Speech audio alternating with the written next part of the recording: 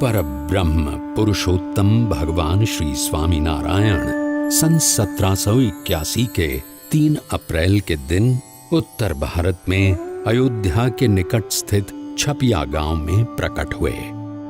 उन्होंने बाल घनश्याम के रूप में अनेक दिव्य लीलाओं से सभर अपने बचपन का कुछ समय छपिया में बिताया और कुछ समय अयोध्या में बिताया।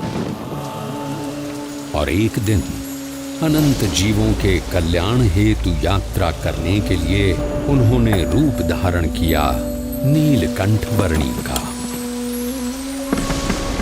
नीलकंठ वर्णी संसार के सारे बंधनों को त्याग कर 29 जून सन 1792 की रात को अयोध्या से निकल पड़े।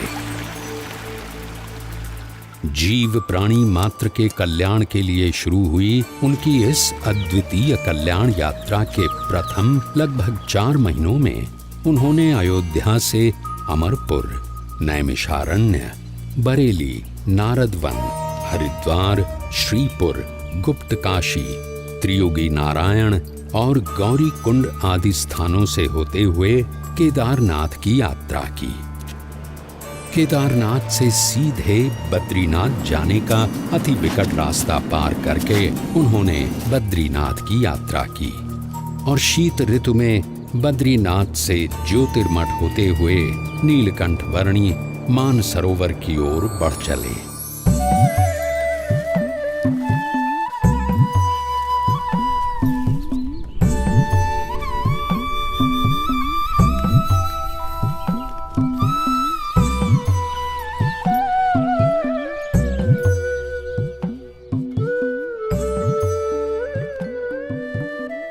सत्यं वद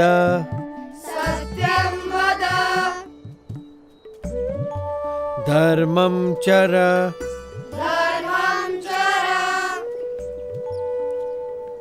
सत्यान्न प्रमदितव्यम्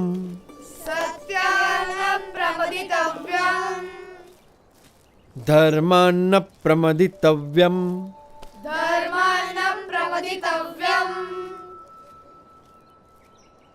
धर्म पालन, अहिंसा, सेवा, यह सब अच्छे मनुष्य जीवन के लक्षण हैं और इसीलिए इन सब सद्गुणों को अपनाते हुए परोपकारी जीवन जीना चाहिए।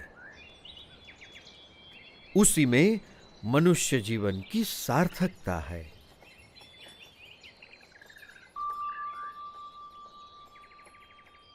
बड़े ध्यान से सब सुन रहे हो। क्या समझ में आ रहा है? कुछ प्रश्न हो तो जरूर पूछना, झिझकना मत।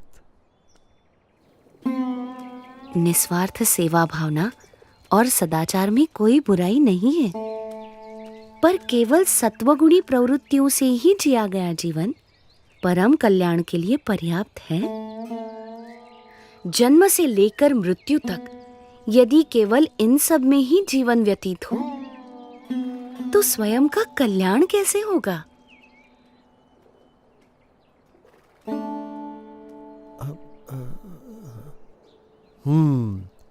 बड़े गुणी लगते हो, विद्याभ्यासी भी लगते हो और तर्क भी बहुत अच्छी तरह से प्रस्तुत कर लेते हो।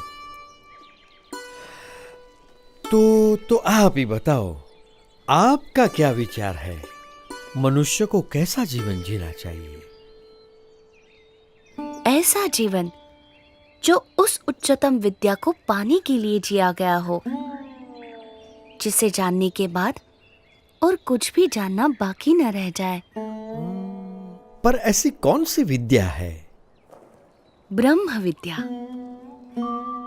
जिससे अपने अहंकार, स्वभाव, अज्ञान, इंद्रियों एवं अंतःकरण की गुलामी, हर प्रकार के दुख, सारे बंधन, जन्म मरण के चक्कर, इन सब से मुक्ति पाकर आत्यंतिक कल्याण प्राप्त होता है।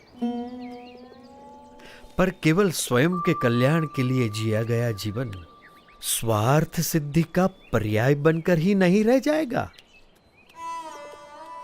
यदि व्यक्ति यथार्थ रूप से आत्यंतिक कल्याण के मार्ग पर चल पड़े तो उसका जीवन अपने आप ही सबके लिए कल्याणकारी बन रहता है, एक यज्ञ के समान बन जाता है। सबकी भलाई का यज्ञ, सबकी सेवा का यज्ञ, सबके कल्याण का यज्ञ। अच्छा। अब पर आप हो कौन? मैं नीलकंठ हूं। आप इस उम्र में ऐसे अकेले क्यों निकल पड़े हो? सबको परम कल्याण के मार्ग पर प्रेरित करने के लिए यही मेरे जीवन का उद्देश्य है। उम्र से तो आप शिष्य जैसे लगते हो, पर ज्ञान से गुरु हो।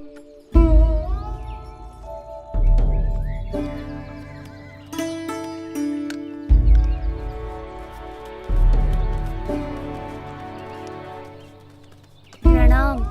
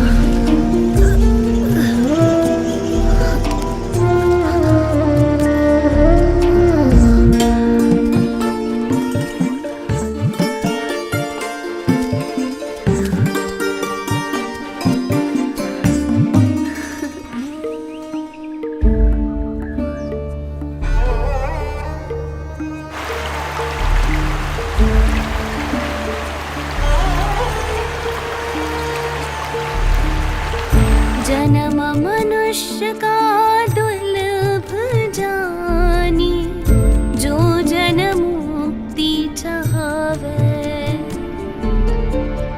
ममारु मौसम संतन संगे, परम मुक्ति को पावे।